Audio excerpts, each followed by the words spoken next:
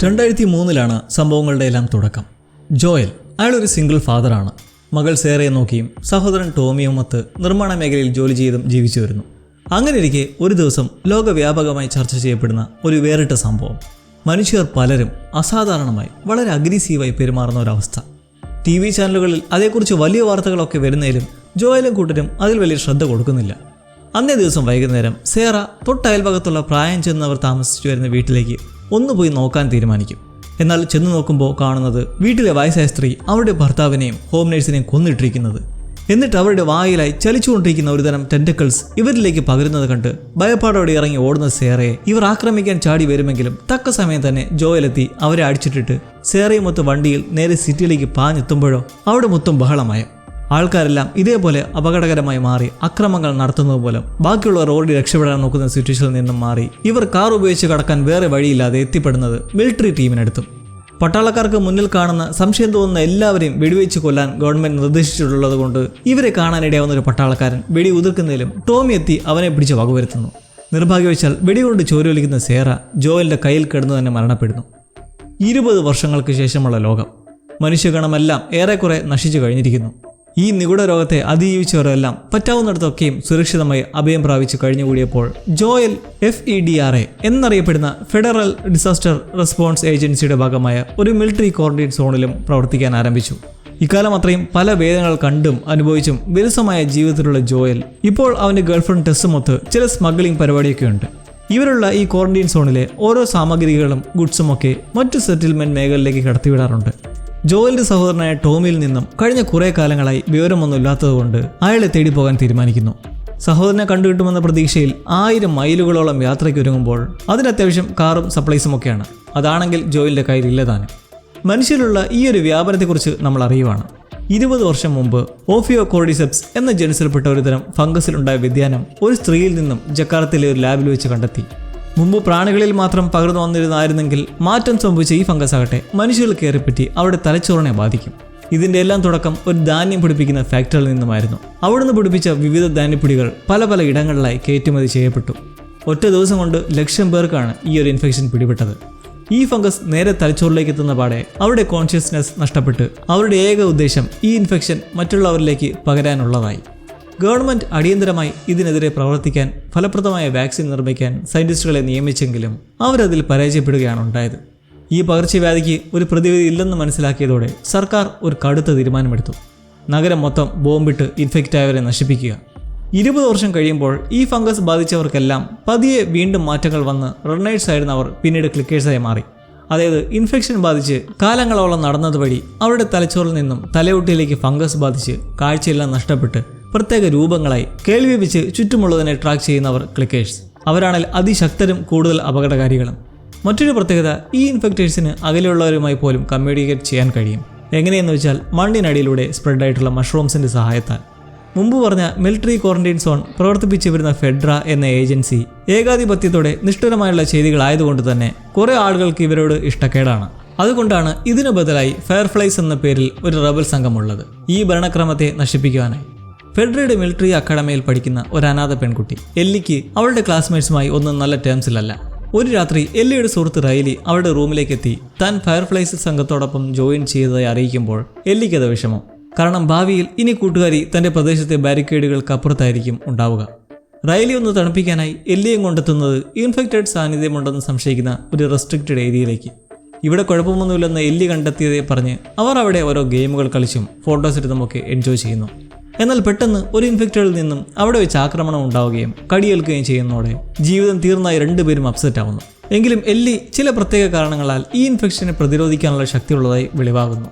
ഇക്കാര്യം മനസ്സിലാക്കുന്ന ഫയർഫ്ലൈസിന് ഇതൊരു ഞെട്ടലാണ്. കാരണം അവർ ഈ ഫംഗസ് പകർച്ചയുടെ പ്രതിവിധിക്കായി വർഷങ്ങളായി തിരഞ്ഞു നടക്കുന്നവരും കൂടിയാണ്. ഈ ഫയർഫ്ലൈസ് എന്ന സേനയുടെ ലീഡറായ മാർലൈൻ എല്ലൻ്റെ അമ്മ ഇവരുടെ ഒരു സുഹൃത്തായിരുന്നു.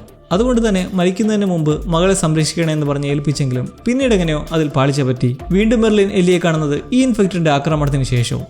ഇവർ എല്ലിയെ ഈ ക്വാറന്റൈൻ സോണിൽ നിന്നകറ്റി രാജ്യത്തിന് മറുവശത്തേക്ക് എത്തിക്കാനായി ഒരു തീരുമാനമെടുക്കുന്നു. അവിടെയുള്ള അവരുടെ ലാബിലെ സയൻറ്റിസ്റ്റുകൾ ഇവളിലൂടെ ഒരു പ്രതിവിധി കണ്ടെത്താനായി. നിർഭാഗ്യവശാൽ ഈ സമയത്താണ് ഇവരെ ഒരു സംഘം കൊള്ളക്കാർ ആക്രമിക്കുന്നതും അതിൽ നല്ല ഇമ്പാക്റ്റ് ഉണ്ടാവുന്നതും. അതോടെ എല്ലിയെ കൊണ്ടുപോകാൻ ആളില്ലാതെ വരുന്ന സാഹചര്യത്തിൽ അവർ സ്മഗ്ലേഴ്സായ ജോയലിനെയും ടെസ്സിനെയും നിയോഗിക്കാനിടയാവുന്നു. ഫെഡറയുടെ കാവൽക്കാരിൽ നിന്നും സുരക്ഷിതമായി കടന്ന് ബോസ്റ്റണിലെ രഹസ്യ താവളത്തിലേക്ക് എത്തിക്കാനുള്ള ദൗത്യയാത്രയ്ക്കിടെ ഈ രണ്ടുപേരും അറിയുന്നു എല്ലിക്ക് കടിയേറ്റതിനെക്കുറിച്ചും, എന്നാൽ അവൾ ഇമ്മ്യൂൺ ആണെന്നുള്ളത്. സ്റ്റിൽ ജോയലിന് ഈ ഇൻഫെക്ഷന് ഒരു പ്രതിവിധി എന്നുള്ളത് അസംഭവ്യമാണ്. അയാൾക്ക് വിശ്വാസമില്ല. ടെസ്സിന് ഏറെ പ്രതീക്ഷയും.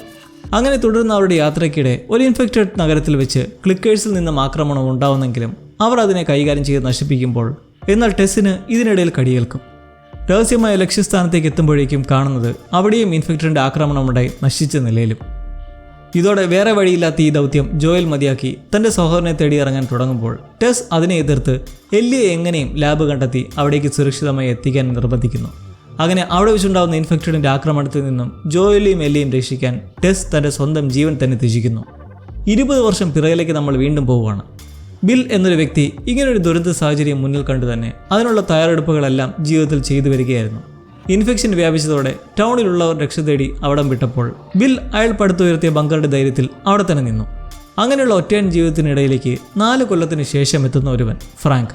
കക്ഷിയുമായി നല്ലവണ്ണം അടുത്ത് ഒരുമിച്ചൊരു ജീവിതം തുടർന്നപ്പോൾ ഈ കൂട്ടർക്കൊപ്പം ജോയലും ടെസ്സിയും വന്നെത്തിയ ചില നല്ല നിമിഷങ്ങൾ ഉണ്ടായിട്ടുണ്ട്. കാലങ്ങൾ കടന്ന് 2023 എത്തിയപ്പോഴേക്കും ബില്ലും ഫ്രാങ്കും നല്ല പ്രായമായി അതിൻ്റേതായ രോഗങ്ങളും ഔഷധയും ഒക്കെ കൊണ്ട് സ്വയം ജീവൻ അവസാനിപ്പിക്കാൻ തീരുമാനിക്കുന്നു. ഒരു സുഖമരണം. ഇപ്പോൾ 2024 എല്ലിയുമായി ഇവിടേക്ക് പഴയ സുഹൃത്തുക്കളെ കാണാനെത്തുന്ന ജോയലിന് എന്നാൽ ഇവരുടെ ഈ അന്ത്യത്തിലും തനിക്ക് അവസാനമായി ഒന്ന് സംസാരിക്കാൻ കഴിയാത്തതിലൊക്കെ വിഷമമുണ്ട്. എന്നിരുന്നാലും അവിടുന്ന് ആവശ്യത്തിലധികം സപ്ലൈസും എടുത്ത് കാറിൽ കയറി കുറച്ച് മാറ്റം വരുന്നതോടെ സഹോദരൻ ടോമിയെ കണ്ടുപിടിക്കാൻ തീരുമാനിക്കുന്നു. ടോമി ഒരു ഫയർഫ്ലൈ ആയിരുന്നതുകൊണ്ട് അവൻ ഈ ലാബ് എവിടെയാണെന്ന് അറിയാൻ കഴിയും എന്ന പ്രതീക്ഷയിൽ.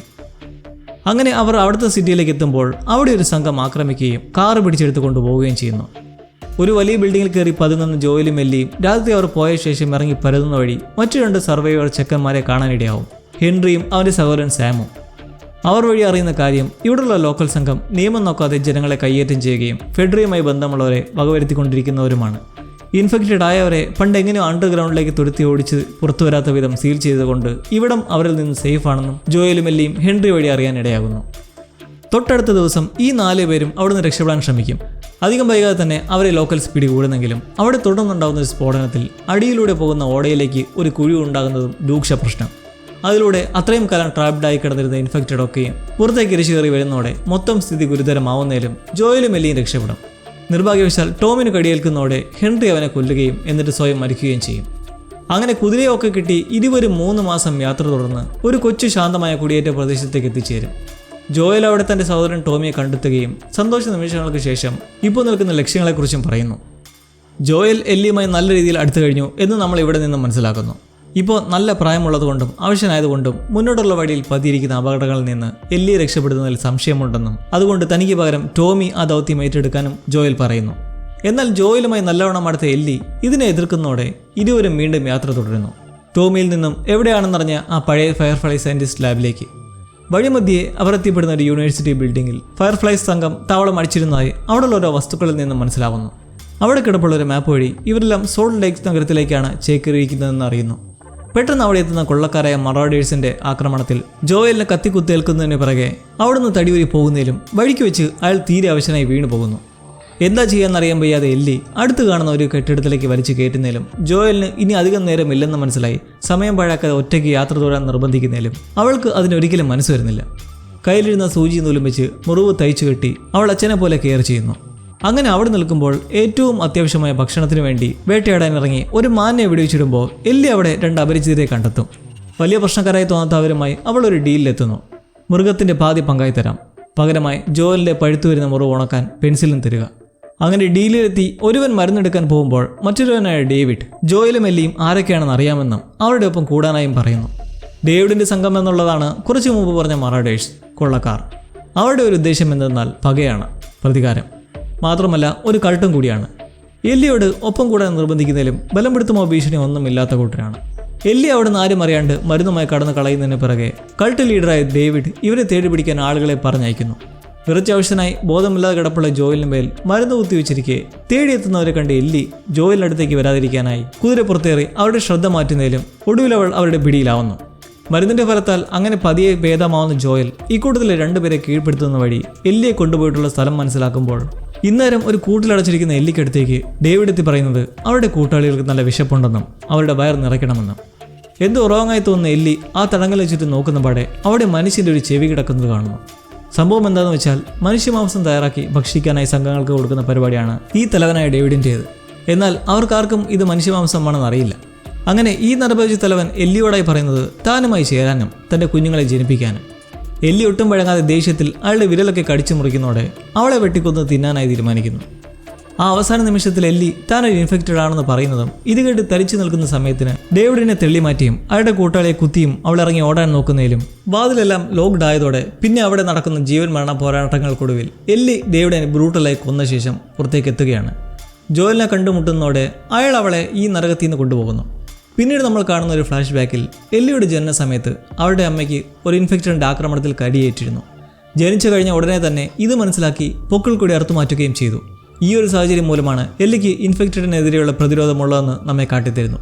ഇവിടുന്നാണ് പിന്നീട് മർലീൻ എല്ലിയെ ഏറ്റെടുക്കുന്നത്. അങ്ങനെ ഇപ്പോൾ ടോമി പറഞ്ഞ ആ സിറ്റിയിൽ എത്തുന്നതും ഫയർഫ്ലൈസിന്റെ സുരക്ഷാ വലയത്തിൽ നിന്നുള്ള ആക്രമണത്തിൽ ഇരുവർക്കും ബോധം നഷ്ടപ്പെടുന്നതോടെ പിന്നീട് എണീക്കുന്ന ജോയലിന് മുന്നിൽ നിൽക്കുന്നത് മർലീനും. എല്ലിയെ ഒരു സർജറിക്ക് വിധേയാക്കിയിരിക്കുകയാണെന്നും രോഗത്തിന്റെ പ്രതിവിധിക്കായി അവളുടെ തലച്ചോർ പുറത്തെടുക്കേണ്ടതുണ്ട്, അതിനുവേണ്ടിയാണ് ഈ ഓപ്പറേഷൻ എന്ന് പറയുമ്പോൾ അതിന് എല്ലിയെ കൊല്ലുക എന്നല്ലാതെ വേറെ അർത്ഥമൊന്നുമില്ല. ജോയൽ ഇതൊരിക്കലും ചെയ്യരുതെന്ന് കട്ടായം പറയുന്നതിലും ഫയർഫ്ലൈസ് ഇറങ്ങി തിരിച്ചു തന്നെയായിരുന്നു. ഇതോടെ അയാൾ ഇവർക്കെതിരെ പ്രവർത്തിച്ചു തുടങ്ങി ആക്രമിച്ച് പലരെയും വകവരുത്തി തോക്കും കൈക്കലാക്കി ഒടുവിൽ ലാബിലേക്ക് എത്തി സർജനെ ഷൂട്ട് ചെയ്ത് അൺകോൺഷ്യസായി കിടപ്പുള്ള എല്ലിയും കൊണ്ട് രക്ഷപ്പെടുന്നു. എന്തായാലും ഇനിയും തിരികെ വരും എന്നുറപ്പുള്ളതുകൊണ്ട് ജോയൽ മർലീനെയും അവിടെ വെച്ച് വകവരുത്തി നേരെ കാറിൽ കയറി ടോമിയുള്ള സെറ്റിൽമെൻറ്റിലേക്ക്. പതിയെ ബോധം വരുന്ന എല്ലിയോട് എന്നാൽ ജോയൽ പറയുന്ന കളവ് അവരുടെ പരീക്ഷണം പാളിപ്പോയതുകൊണ്ട് തിരിച്ചു പോകുന്നതാണെന്ന്. അങ്ങനെ കുടിയേറ്റ പ്രദേശത്തിനടുത്തേക്ക് എത്തുമ്പോൾ ഫയർഫ്ലൈസിനെ കുറിച്ച് പറഞ്ഞതെല്ലാം സത്യമാണോ സംശയം തോന്നി ചോദിക്കുന്ന എല്ലിയോട് അത് സത്യം തന്നെയെന്ന് ആവർത്തിക്കുന്നു. മർലീനും ഫയർഫ്ലൈസും എല്ലാം എല്ലിയെ കൊല്ലാൻ ശ്രമിച്ചതായിരുന്നു എന്ന യഥാർത്ഥ സത്യം മറച്ചുവെച്ച്. എന്നാൽ ജോയലിൻ്റെ വാക്കുകളെല്ലാം കളവാണെന്ന് എല്ലി ഊഹിക്കുന്നു. ഇവിടെ വെച്ചാണ് ദ ലാസ്റ്റ് ഓഫ് അസിൻ്റെ ആദ്യ സീസൺ അവസാനിക്കുന്നത്. അപ്പോൾ നമുക്ക് രണ്ടാം സീസണിലേക്ക് കടക്കുന്നതിന് മുമ്പ് പ്രധാനമായി അറിയേണ്ട കാര്യങ്ങളൊക്കെ അറിഞ്ഞു കഴിഞ്ഞു. ഇനിയുള്ള കൊച്ചു കൊച്ചു ഡീറ്റെയിലിംഗ് എല്ലാം വരും വീഡിയോയിലൂടെ നമുക്കറിയാം. അപ്പോൾ സീസൺ 2ൻ്റെ ഫസ്റ്റ് എപ്പിസോഡുമായി സീ യു സൂൺ.